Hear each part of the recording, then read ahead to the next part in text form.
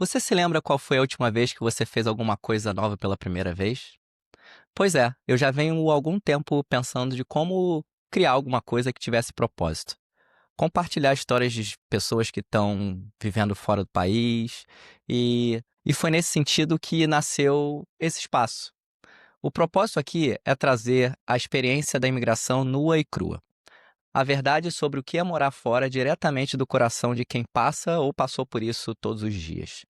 Seja bem-vindo ao Daqui de Fora. Eu sou Diego Gomes, pai do Nick, marido da Priscila, moro aqui em Vancouver há 9 anos e hoje você aterrissa aqui na minha cidade para conhecer um pouquinho da minha história como imigrante.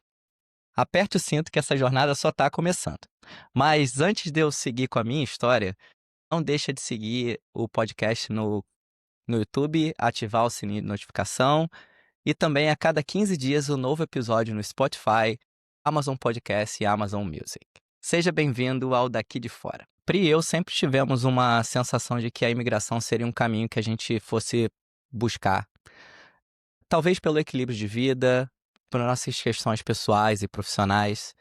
E assim como muitos amigos que moram no Brasil, especificamente no Rio de Janeiro, a insegurança era um dos principais motivadores para que a nossa mudança pudesse acontecer.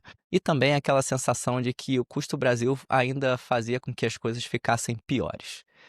E aí, em 2015, começamos a pesquisar as possibilidades. Pasmem, o Canadá ele não estava entre essas possibilidades. Não estava por puro desconhecimento nosso. A nossa principal premissa era fazer com que o caminho da imigração fosse claro, legal e com possibilidade de desenvolvimento profissional e pessoal ao longo do tempo.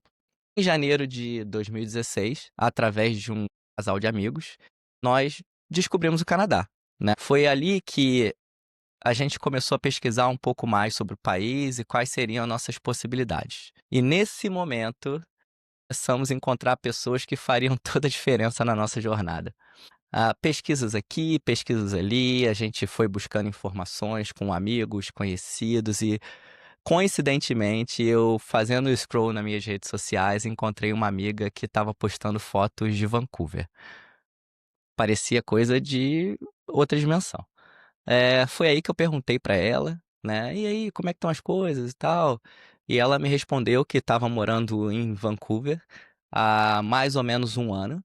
E a gente começou a bater papo, a gente foi se aprofundando um pouco no assunto, e ela indicou uma amiga que tinha acabado de abrir uma agência de estudo, né, a agência de consultoria para estudantes, né, e o foco dela era o Canadá. A gente conheceu a Letícia Mello, naquela época ela tinha uma agência chamada Mello, hoje ela é consultora de imigração super renomada, sem fazer jabá, mas já fazendo. E a Letícia, ela foi a responsável por todo o nosso processo. Não só isso, né? Ela nos orientou, nos guiou e o tempo todo, desde o momento zero até o momento da nossa chegada em Vancouver em 2016. Priscila e eu, a gente tem a mesma sensação. Ela foi muito mais do que uma consultora. Ela foi um anjo pra gente nesse processo inicial. A gente teve muita sorte de já ter alguns amigos em Vancouver que nos ajudaram demais nesse início. Isso fez com que a gente superasse esses impactos iniciais emocionais, né? A gente deixou muita coisa para trás no Brasil, ou não deixou nada no Brasil, porque a gente conseguiu vender nossa casa, vender nosso carro e se desfazer das coisas que a gente tinha, mas o nosso bem maior ficou para trás. O primeiro desafio quando a gente chegou a Vancouver foi encontrar um lugar para morar. A gente sabia das dificuldades iniciais por conta das pesquisas que a gente havia feito. Então a gente contratou uma empresa ainda do Brasil para que nos auxiliasse nesse processo específico, né? Chegamos em Vancouver e tivemos um desafio enorme nesse primeiro passo. A gente não teve uma experiência muito legal com a empresa em questão, nos deixou na mão. Teve a orientação da Letícia de chegar em algum lugar por um mês, pelo menos, e ter tempo de procurar alguma coisa para morar. E foi o que a gente fez. A gente conseguiu um apartamento específico por conta de um casal de amigos que moravam no mesmo prédio, o Carlos e a Carol. E eles fazem parte da nossa vida até então.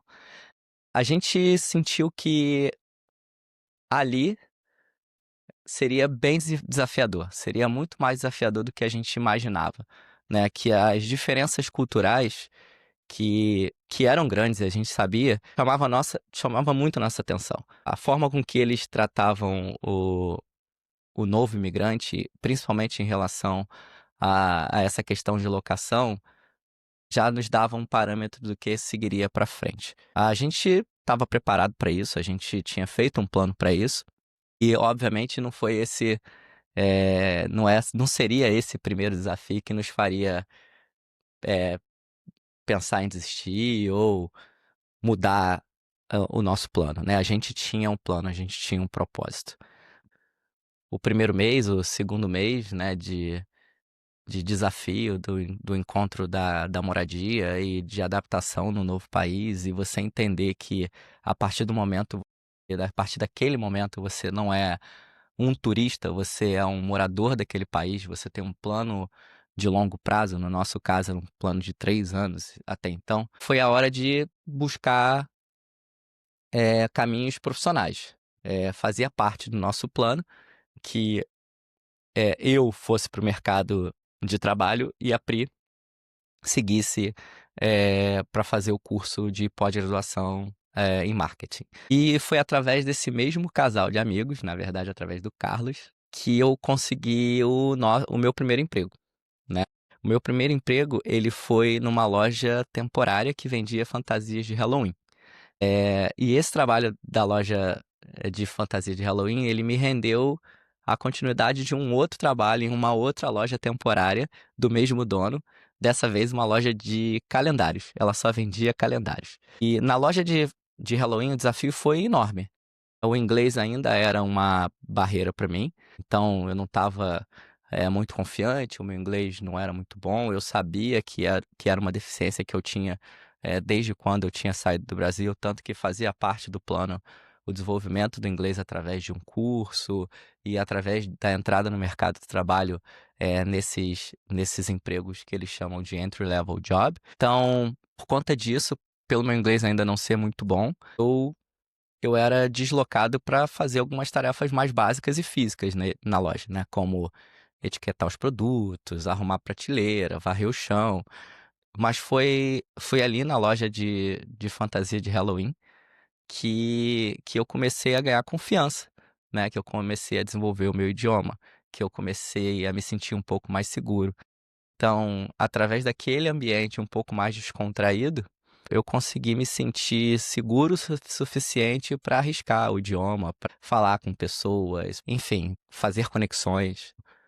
Eu nunca tive medo de me expor naquele ambiente, porque, de certa forma, era um ambiente leve e descontraído. E da loja de Halloween, eu fui para a loja de calendário, né? Da loja de calendário, eu fui para uma outra loja, uma loja de US$ 1. E esse era parte do plano e estava tudo bem, né? A gente eu entendia que eu precisava seguir esses passos de desenvolvimento, né? Eu acho que isso tudo fazia parte do processo inicial da imigração, por mais que fosse dolorido. E a palavra é dolorido mesmo, porque na loja de US$ 1, por exemplo, eu carregava caixas e caixas para cima e para baixo e acabava com minha coluna. Eu sabia que daquele momento ali eu tinha um plano de carreira muito bem traçado e ambicioso eh, na minha, na minha cabeça. Eu sabia que eu tinha que ser um pouco mais ambicioso com um novo imigrante, como um novo imigrante, né? Entre um trabalho aqui e ali, o- eu tirava um tempo para desenvolver o meu inglês, para estudar o inglês.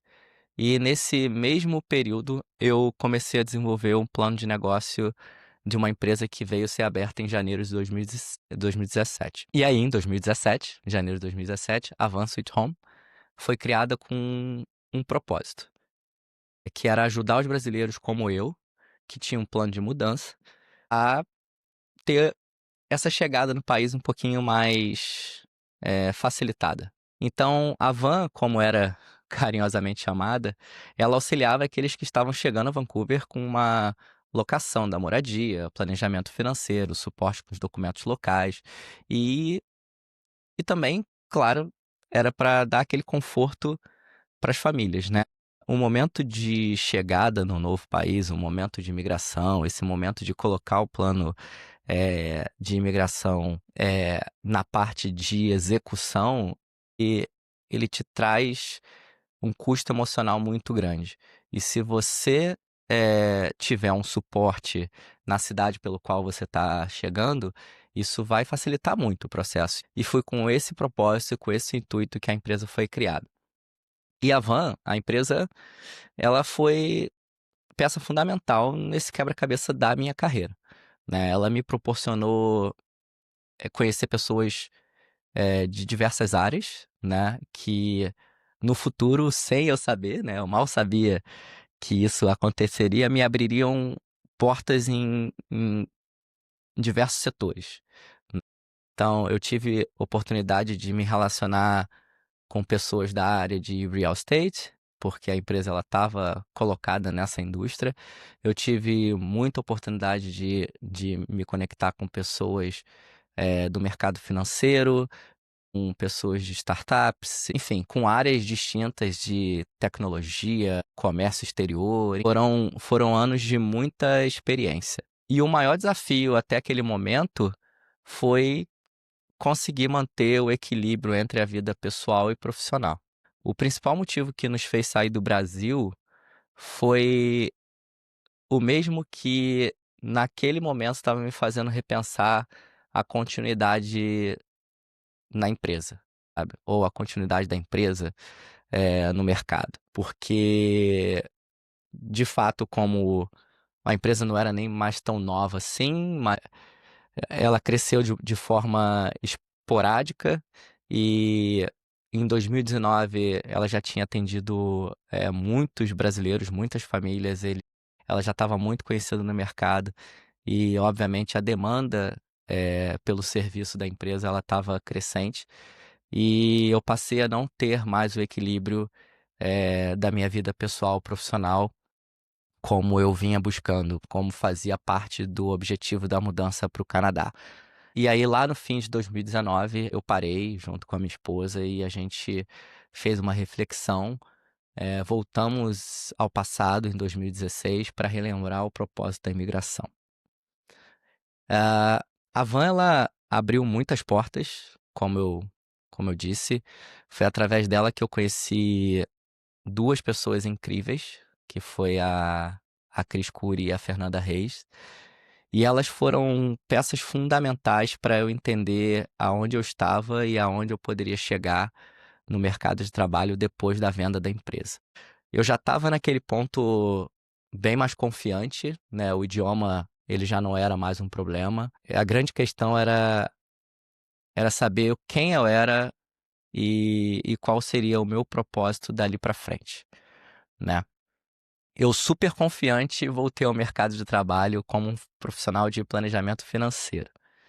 E, e isso era num dos maiores bancos do Canadá, né? Para mim era impensável um profissional que nunca tinha tido tal experiência conseguir essa posição, né? Eh, e isso é uma coisa que o Canadá tem de diferente. As instituições aqui, o mercado de trabalho, ele entende que você pode ser muito útil, não só na experiência que você tem profissional passada, mas no que eles chamam de software skills. O que da sua profissão poderia ser utilizado naquela posição? Então, o banco entendeu que eu tinha valências que eles poderiam, eh, usar no dia a dia, e foi dali que eu fui contratado.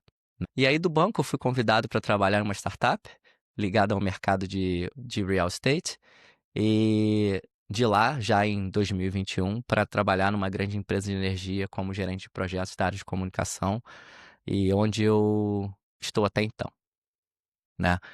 O que tem de mais coincidência nessa história é que todos esses movimentos profissionais, eh, eles tiveram pessoas que me ajudaram durante essa jornada, né. A criação de relação interpessoal, a conexão, a jornada compartilhada, ela fez toda a diferença para que eu andasse de caminho a caminho, que eu fosse de empresa a empresa, que eu entendesse onde eu estava e para onde eu queria ir. E essas pessoas, elas foram fundamentais nessa jornada. E tem um quadro no Daqui de Fora que é sobre a história de imigrantes, né? Então é um quadro onde o meu convidado ele vai contar alguma história engraçada que ele tenha passado e que agora pode ser até que seja engraçado, mas que na hora foi um pouco de tensão. Lá no meu primeiro trabalho, né, na loja de fantasia de Halloween, obviamente eu precisava passar por um processo seletivo, né? Eu precisava fazer a entrevista.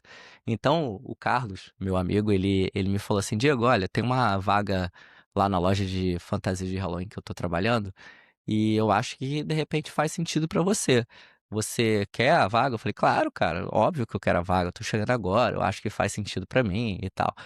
Ele falou, não, tudo bem, então faz o seguinte, toma aqui o número da gerente e você manda um SMS pra ela, né? Que aqui, em 2016 ainda, ninguém nem usava o WhatsApp. Até hoje as pessoas aqui elas não usam muito o WhatsApp.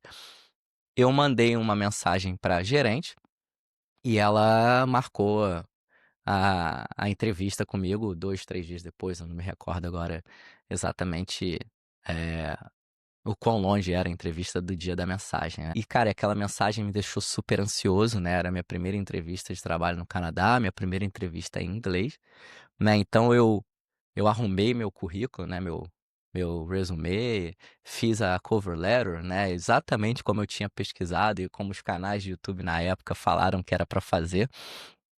E eu fui treinando o meu currículo durante 3 dias, fui treinando meu inglês, eu fui treinando o processo de entrevista, super ansioso. E chegado o dia da entrevista, aquela noite mal dormida, sem saber como é que seria esse primeiro processo, essa primeira experiência, e parecia que eu tinha voltado, sei lá, aos meus 16, 17 anos, quando eu estava me preparando para o mercado de trabalho.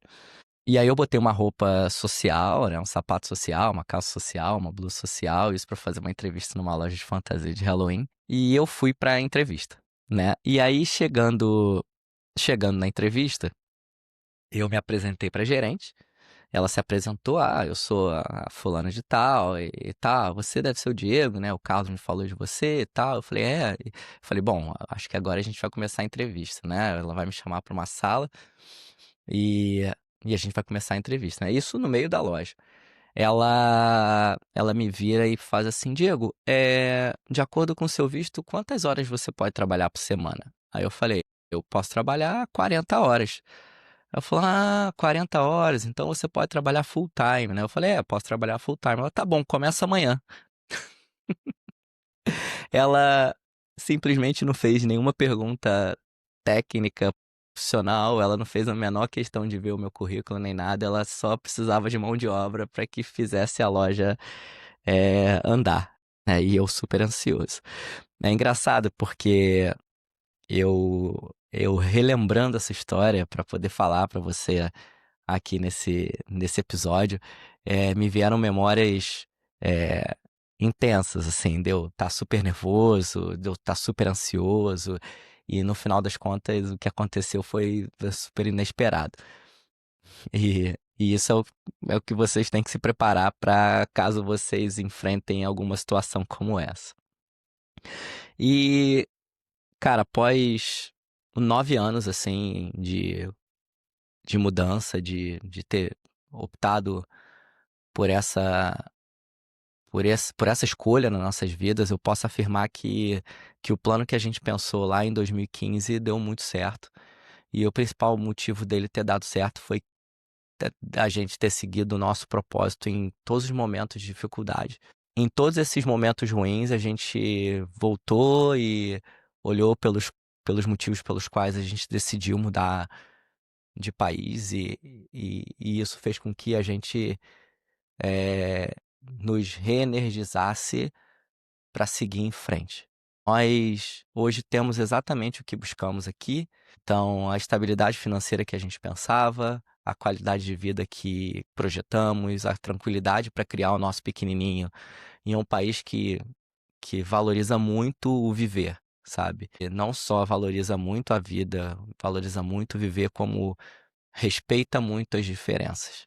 Assim como qualquer outro país, o Canadá ele tem seus problemas, né? A gente passa por uma crise política financeira bem difícil, talvez seja a mais difícil dos últimos anos do país, mas a gente percebe que a comunidade ela tá envolvida para fazer diferença e respeitar as diferenças todos os dias. A gente também sabe que continuam faltando coisas, sabe? A gente sente muito a ausência da família, mas a gente tem a sorte de poder encontrá-los com uma certa frequência. A gente viaja e a gente consegue encontrar com eles, a gente consegue viajar com uma certa frequência para o Brasil para encontrar com eles. A gente já passa o final de ano no Brasil há 3 anos, né? Especialmente depois da chegada do Nick. Então a gente tenta fazer com que as conexões, as memórias familiares sejam criadas, mesmo que a gente esteja longe, né? Mesmo que seja uma situação que foi escolhida por nós e que a gente entende que ainda é uma coisa que nos pega pelo contrapé. Os últimos 3 retornos do Brasil para o Canadá foram bem difíceis, especialmente depois do pequeno, sabe? A gente sente muita falta de ter nossa família por perto. Mas a gente também sabe que para escolher uma coisa, a gente necessariamente precisa renunciar a outra e assim a gente segue em direção ao nosso propósito maior, né? E eu, volta e meia, eu me pego perguntando e também alguns amigos que estão no Brasil me perguntam se valeu a pena. A minha resposta é sempre vai valer a pena, né? Eu acho que sempre vai valer a pena se aventurar, seguir o que o seu coração manda, ter um propósito de vida, evoluir como pessoa, evoluir como profissional, experienciar e conhecer o mundo numa perspectiva que a gente antes não conhecia. Esse talvez seja o meu maior conselho para quem queira seguir o caminho da imigração, para quem pensa em se aventurar, talvez hoje ainda não está o momento que você dá o start no seu plano de imigração, mas talvez é o momento de você começar a pensar e digerir e entender qual é o seu propósito de vida para que você faça com que seu objetivo seja alcançado. Eu agradeço demais, né, você que chegou até aqui, abriu espaço no seu coração para ouvir a minha história como imigrante. O Daqui de Fora ele foi pensado para compartilhar histórias verdadeiras de pessoas verdadeiras que hoje vivem esse desafio diário da imigração. Se você gostou desse episódio, não deixe de curtir o vídeo. Se você estiver vendo no YouTube, ativar a notificação para receber as atualizações de quando um novo episódio estiver no ar. Não deixe de me seguir e seguir o Daqui de Fora nos principais tocadores de podcast, como o Spotify, o Apple Podcast, o Amazon Music. E muito obrigado mesmo por você ter ficado comigo até aqui. Fique ligado que a cada 15 dias, uma nova história daqui de fora.